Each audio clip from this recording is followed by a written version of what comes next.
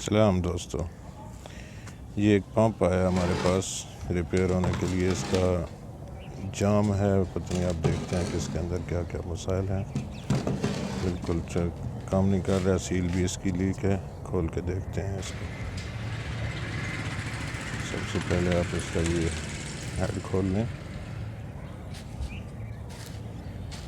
इस हेड के अंदर से आपके साथ निकलेगा जनाब वो होज़, जो रबर की होज़ होती है वर्म के ऊपर। ये आपके सामने जो ब्लैक सा रबर नज़र आ रहा है, ऐसे रबर होज़ कहते हैं।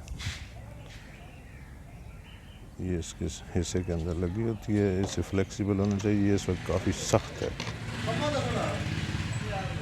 ये आपको वर्म नज़र आ रहा है, वर्म पे काफ़ी जंग है।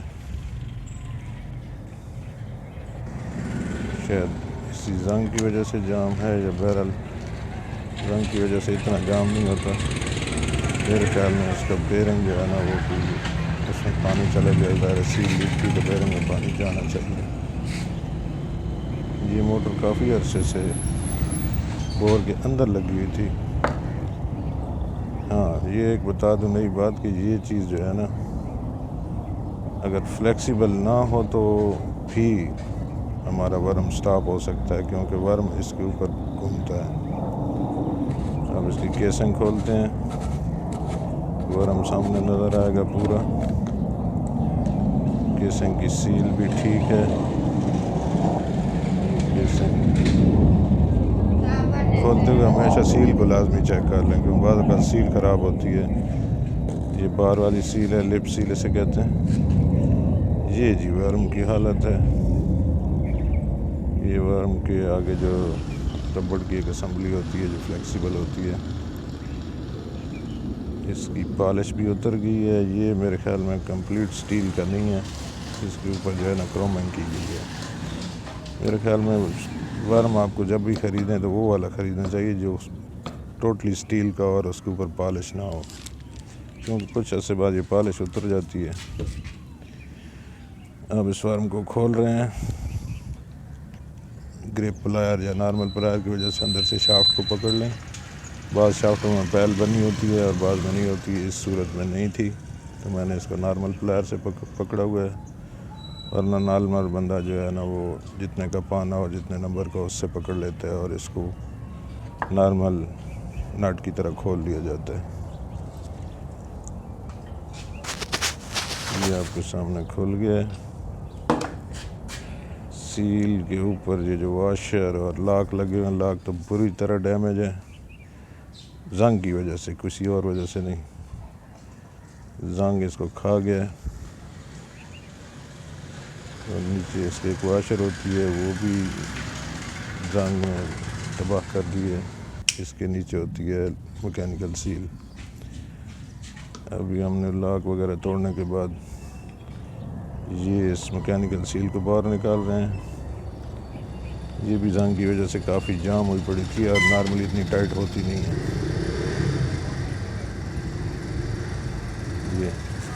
ये मुझसे खोलते हुए टूट गई है, ये वाला हिस्सा।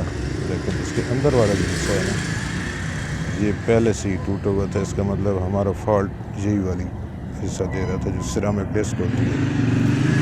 ये मुझे लगता है कि लगाते ही टूटी थी, और बोर के अंदर चूँकि ये पंप लगा हुआ था तो किसी को पता भी नहीं चला कि ये लीक कर रही है या नहीं। बहरहाल फिर भी काफ़ी अर्सा ये चल गई है। ये वाली सिरेमिक डिस्क जब टूट जाए तो आपका पंप मैकेनिकल सील जो है ना, वो लीक करनी शुरू कर देगी। अब इस मैकेनिकल सील का ये पार्ट खोलते हैं। ये पंप के ऊपर दरमियान वाली होजिंग है। इसके लिए आपके ये नॉर्मली 11 नंबर के नट लगे होते हैं, नट बोल्ट्स जो होते हैं, या 10 के होते हैं। ये यहाँ इस सूरत में 9 और 10 के लगे हुए हैं, 10 और 11 के लगे हुए हैं। अब हमने इसकी मोटर को अलहदा कर लिया और वो छोटी हाउसिंग अलहदा होगी। अब ये आपको नज़र आ रही होगी इसकी शाफ्ट। ये शाफ्ट जो है ना, बाद में ख़राद पे बनाई जाती है। अगर आप देखें तो आपको ये सारा नज़र आएगा कि इसके अंदर जो है ना, काफ़ी हुई जंग और आप खोलने के बाद इसको भी अच्छी तरह साफ़ कर लें। अब इसमें से जो सिरामिक हिस्सा था मैकेनिकल सील वाला वो निकाला जाएगा। इसको अच्छी तरह साफ़ कर लें। ये वाला सिरामिक हमने निकाल के नई सील लगानी है। सिरामिक निकालने के लिए इसको आप बाँक में लगा लें या वैसे पकड़ लें। पीछे से आप किसी स्क्रू ड्राइवर या किसी चीज़ से साथ पुश करें। ये नॉर्मली इतनी टाइट नहीं होती है, अगर स्मूथ बाउंड से ना लगी हो तो। स्मूथ बाउंड से भी हो तो इतनी वो टाइट नहीं होती, निकल आती है आसानी से। यहाँ पे ये स्मूथ बाउंड से नहीं लगी हुई थी, ऐसी निकल आई है।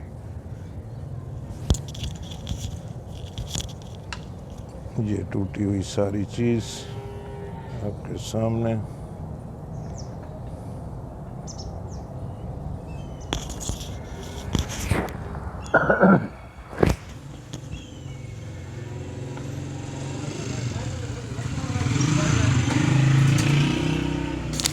बहुत बुरी तरह डैमेज थी। मेरे ख्याल में शुरू से ही ये जो है ना लीकेज दे रही थी, लेकिन पंप के बोर के अंदर होने की वजह से ये जो किसी को पता नहीं चला। ये अब नई सील में इसमें डालूँगा। अब देख रहे हैं कि ये बड़ी टॉप क्वालिटी की सील है। सिरामिक अच्छा होता है इसका। इसके आप याद रखें, एक साइड जो सफ़ेद वाली है ये सिरामिक की बनी होती है, और ये जो ब्लैक वाली साइड इसके ऊपर घिसती है, ये जो हमारा मटेरियल कार्बन का मटेरियल नहीं होता, इससे अच्छा मटेरियल होता है। जब आप लगाएं तो आप इस सील का जो अंदर हाउसिंग है, हाउसिंग पे भी आपने जो है ना स्मूथ बाउंड लगानी है, और सील के ऊपर भी स्मूथ बाउंड लगा के इसको आराम से पुश कर देना है। नॉर्मली इसके अंदर इतनी जगह होती है कि ये आराम से चली जाती है। तो बाज़ लोग इस पे जो है ना स्मूथ बाउंड नहीं लगाते, कहते हैं ठीक है चल जाता है बाज़ औक़ात, लेकिन पंप कभी कभी खुलता है, ये एहतियात पूरी करनी चाहिए। अब ये मोटर वाला हिस्सा है, इसकी हम ऊपर जो मैन्युफैक्चर शाफ्ट है इसको हम रिमूव करेंगे। ये भी चूँकि लोहे की थी, बॉडी इस मोटर की एल्युमिनियम की है, तो ये कोई अजीब सा ही एक जांग अंदर सा बांध के जो है ना इधर खड़ा हो गया। अब यहाँ से इसके नीचे बेरिंग है। ये मोटर का बैक कवर अभी खोलेंगे।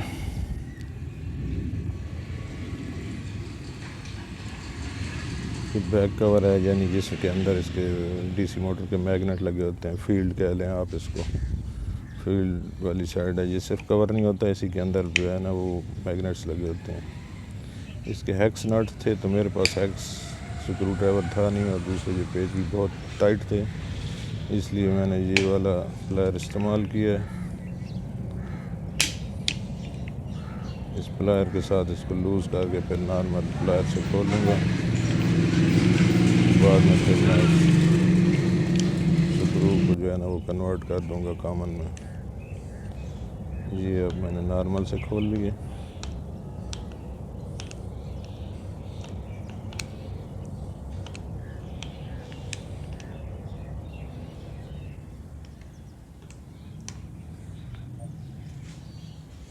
अब खुल चुका है, अब फील्ड को निकालने लगा हूँ। अगर आपको आवाज़ आ रही है तो ये बहुत बुरी तरह टाइट है, क्योंकि इसके अंदर भी फील्ड और आर्मेचर के दरमियान काफ़ी जंग जम के उसको टाइट किया हुआ है उसने। नॉर्मली सिर्फ फील्ड का ज़ोर होता है, बहुत बुरी तरह अंदर जंग जमा हुआ है। मुझे लगता है पानी नहीं तो नमी यहाँ पे ज़रूर लगी है।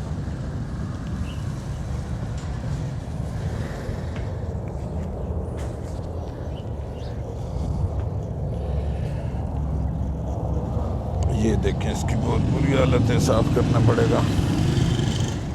नीचे कम्यूटेटर तो बिल्कुल ही ब्लैक है, और इसकी जरियों में सारे जो है ना वो कार्बन भर चुका है। ये देखें, कम्यूटेटर बिल्कुल ब्लॉक है, और ऐन मुमकिन है ये शॉर्ट भी दे रहा हो। अल्लाह करे हमारा आर्मेचर ठीक हो, क्योंकि बार बार वो ऑन ऑफ करते रहे हैं तो ज़ाहिर है कोई मसला ना कर गया हो।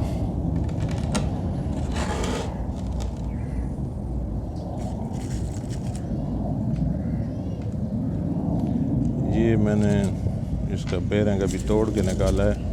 इसकी मैं वीडियो नहीं बना सका क्योंकि मैं अकेला हूँ, कैमरा मेरे साथ फिर जो है ना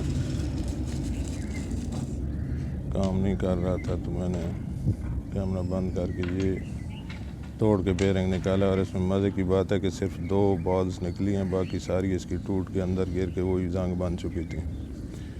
ये 608 नंबर का बेरिंग है, याद रखें अगर किसी को बाद में करना भी पड़ता हो तो। ये इसके मोटर के दोनों साइड पे जो बेरिंग लगता है वो 608 नंबर का लगता है। आपके किसी केस में मुख्तलिफ भी हो सकता है, लेकिन नॉर्मली यहाँ ये चूँकि स्टार्टर की मोटरें होती हैं और इसमें यही 608 नंबर लगता है। कम्यूटेटर को कोई ब्लेड लेके अच्छी तरह जो है ना इसकी झरियाँ ये साफ़ कर लेनी है ताकि इनमें दरमियान जमा कार्बन जो है वो निकल जाए। ये देखें ना, इस तरह ख्याल करें कि बिल्कुल ये साफ़ हो। अब मैंने बेरिंग लगा दी है, दोबारा वीडियो शुरू की है, तो अब जाने इसको मैं साफ़ कर रहा हूँ। नया बेरिंग लगा दिया, कम्यूटेटर को भी बिल्कुल साफ़ कर दिया, ऊपर भी रेगमाल मार के अच्छी तरह साफ़ कर लिया। ये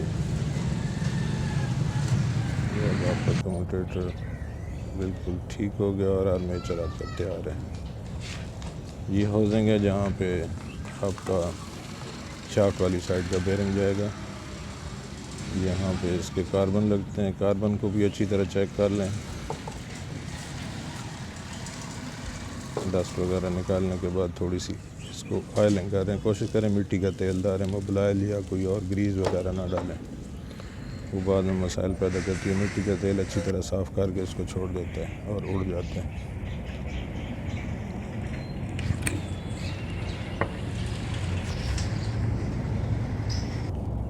हाउसिंग को भी अच्छी तरह साफ़ करना है। ये शाफ्ट आर्मेचर सब आपको नज़र आ रहा है।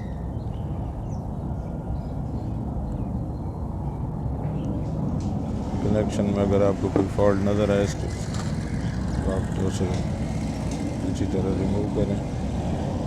ये इस तरह भी जो है ना बेरिंग हाउसिंग में जाएगा, आराम से नहीं जाएगा। इसको आपके पास कोई पाइप हो या ना हो तो फिर उसी तरह मोटर की जो है वो हाउसिंग आपने उतारी थी उसके ऊपर उल्टा रख के ऊपर से हल्की हल्की चोट लगानी है, क्योंकि इसका जो है ना ये अंदर एल्युमिनियम है, तो एल्युमिनियम में जब बेरिंग जाएगा तो मुमकिन है कि वो उसको तोड़ दे। प्यार वाली जो है ज़रब लगानी है। ये सोनार की तरह लोहार की तरह आराम से चला जाएगा, कोई इतना टाइट नहीं होता। ये देखें, कम्यूटेटर को इतना नीचे करना है, कम्यूटेटर के जो ऊपर वाले एंड हैं ये कार्बन को टच ना करें। ऊपर वाले एंड कार्बन को टच कर जाएंगे तो आपके कार्बन बड़ी जल्दी टूट जाएंगे और मोटर जो है ना वो मसला कर जाएगी आपकी, फिर आपको खोलना पड़ेगा।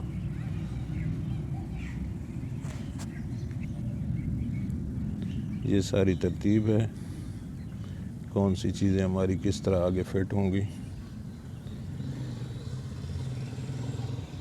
छोटी हाउसिंग लगाने के बाद आपकी शाफ्ट पे पहले सील जाएगी, सील के बाद एक वाशर जाएगी। ये अच्छी वाली कोई वाशर इस्तेमाल करें, मैंने स्टील की वाशर इस्तेमाल की है। लॉक मुझे स्टील का मिला नहीं, मैंने नॉर्मल इस्तेमाल किया है। ये सील है, सील की स्प्रिंग वाली साइड शाफ्ट की चूड़ी वाली साइड पे होगी, ये ख्याल करें। ये देखें स्प्रिंग है, ये टाइटली जब आपकी सील फिट हो तो ये स्प्रिंग अंदर होना चाहिए। उसके बाद आप इसको आराम से लगा सकते हैं। मैकेनिकल सील के इस हिस्से ने शाफ्ट के साथ घूमना है, ये आपको ख्याल रखना है कि ये इसके साथ बिल्कुल जो है ना फिक्स हो। जब ऊपर वाशर रख के लॉक लग जाएगा तो ये उसके साथ फिक्स हो जाएगी और टाइट हो जाएगी। यहाँ पे मुझसे भी ये गलती है जो पहले वालों ने भी की थी कि लॉक लगाने के बाद इसको बाउंड लगानी चाहिए थी, लेकिन मैं भी नहीं लगा सका, पहले ने भी नहीं लगाई थी। लेकिन मैं रिकमेंड करता हूँ कि यहाँ पे आप इसको लॉक लगाने के बाद, ये देखें लॉक लग रहा है, सील लगी, सील के बाद वाशर रखी, वाशर के बाद अब ये लॉक पुलर आपके पास हो तो ठीक, नहीं तो आप जैसे भी किसी तरीके से आप लगा सकते हैं। अब आप देख रहे हैं कि जहाँ पे लॉक लगा है तो लॉक के बाद सिर्फ वाशर की जगह है और कोई नहीं है। ये इस तरह है कि लॉक जब लगेगा तो ये स्प्रिंग को पीछे नहीं आने देगा और सील आपकी टाइटली सिरामिक के ऊपर घूम सकेगी, जिससे लीकेज पैदा नहीं होगी। ये लॉक लग चुका है। अब मैं आपको करीब से इसको दिखाने की कोशिश करता हूँ। ये देखें, ये लॉक लग गया। यहाँ पे मुझे जो है ना मेरे ख्याल में बाउंड लगानी चाहिए थी, ताकि ये जगह आइंदा अगर कभी खोली जाए तो ये जंग ना पकड़े हुए हो। अब भी ये मेरे ख्याल में लॉक चूँकि लोहे का तो जंग पकड़ जाएगा, अगर इस पर बाउंड लगी होती तो ये ना पकड़ता। बहरहाल अब तो हो गया, नेक्स्ट में इंशाल्लाह मैं इस चीज़ का ख्याल रखूँगा। ये लॉक की बेहतरीन फिटिंग होगी हमारी, लॉक सील लग गई है।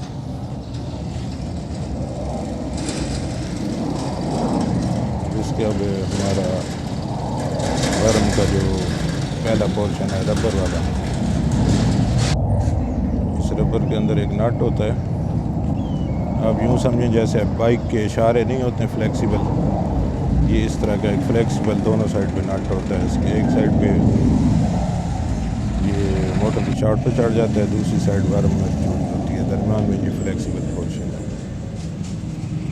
वर्म को लगाने के बाद थोड़ी सी ग्रीसिंग कर दें, क्योंकि आपने चेकिंग करनी है। तो रबर होल जब आप ऊपर चढ़ाएंगे तो ये गर्म होके ख़राब हो सकती है, तो जब तक आप चेक कर रहे होंगे उस वक्त तक ग्रीस उसको ख़राब नहीं होने देगी।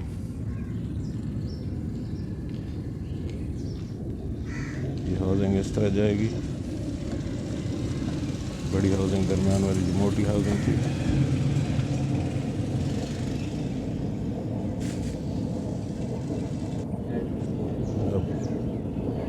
रबर होल्स को जो है ना इसकी आप केसिंग के जो हेड है इसमें डाल लें, अच्छी तरह पुश कर लें। एक मज़े की बात आपको बताऊं कि इसकी तमाम बॉडी जो है ना वो PPR में बनी हुई है। मटेरियल जो है इसका PPR है, सिर्फ पीछे मोटर का हिस्सा जो है ना वो एल्युमिनियम में बना हुआ है, तो बाकी सारा PPR है। इसको टाइट कर दें, इंशाल्लाह आपकी मोटर तैयार है। दुआ में याद रखिएगा।